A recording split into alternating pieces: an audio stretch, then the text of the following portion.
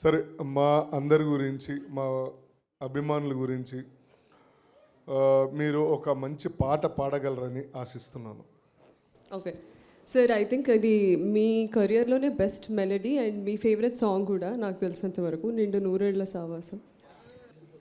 నిండు నూరేళ్ల సావాసం స్వర్గమవ్వాలి వనవాసం, దండుగొచ్చాను నా ప్రాణం, ఎండి ఎన్నెల్లు కళ్యాణం, బ్రహ్మే అహో అనే ముహూర్తం కనుల ముందుందిలే, మనసే అలా ఇలా ఊయాలే, జగమే ఊగిందిలే, నిండు నూరేళ్ల సావాసం స్వర్గమవ్వాలి వనవాసం, దండగుచ్చాను నా ప్రాణం, ఎండి ఎన్నెల్లో కళ్యాణం.